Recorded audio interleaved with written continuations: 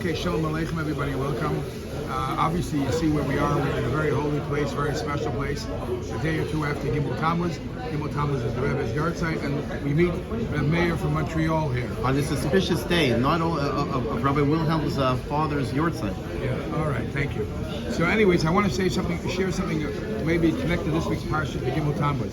In this week's parsha, it speaks about the passing of Miriam. And Rashi brings, why is Miriam's passing mentioned right next to the mitzvah of Parah Aduma, which is the beginning of Parshas Chukot? So Rashi says, just like a Parah Aduma, just like the carbon is mechaper, so Mrs. Sadikim is mechaper. A tzaddik passes away, it's a kapara for the generation, for his students, for the people. That's the connection. But then there's an obvious question. If that's the connection, why specifically Parah Aduma? Many parshas throughout the Torah that speaks about karbanis. Why specifically after the mitzvah of Parah Aduma comes the story of Mrs. Miriam, the passing of Miriam? And I saw a beautiful pshat. There is something similar between the two. By Parah Aduma, we know it's the classical chayk, something that you don't understand.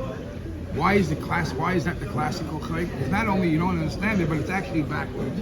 Usually when you want to make somebody pure, so somebody neutral will spritz blood, and he makes the Talmudic person pure.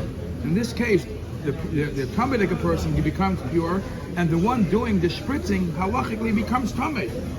Go figure. That's why it's classified as the classic chayk. So some say that's also by Mrs. Sadikim. Mrs. Sadikim, passing of a tzaddik is righteous. There's no reason to pass away. He only does good. But the righteous part, the reason why a tzaddik passes away, because of the averos from the people who misbehave. Now they're not the majority. Is that fear that the rest of the world should lose out because of some people who are they're going to benefit? Some private people or some people who misbehave are going to benefit. They're going to get a kapara from the passing of the tzaddik. That's the similarity to the chayk.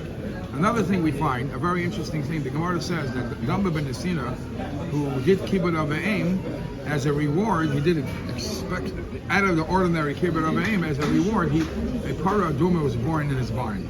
The question over there is, why punta Parah Aduma? He couldn't give him some other form of riches. Why a Parah Aduma? It's based on the Medrash. The Medrash says that when Damba ben Nesina did this tremendous level of kibbut avayim, all the people came complaining to Hashem. I said, Damba ben Nesina ain't Jewish. Look how great he is. Look what kind of kibbut avayim he does. You think we find that by the Jews? So it became a kitcher glamayla. Therefore, the Eibishter rewarded him and said, your reward will be that you're getting the Parah Aduma. What does it mean? The mitzvah of kibbut avayim for a parent, for a son or daughter to honor his parent, that makes sense. Try to see if he's going to do something. If a guy will do something like the Parah Aduma, which makes no sense. So here's the time and place where a person commits today that you're going to connect to Hashem, whether it makes sense or it doesn't make sense. And when you make that commitment, Hashem gives us all the brachas out of Amen.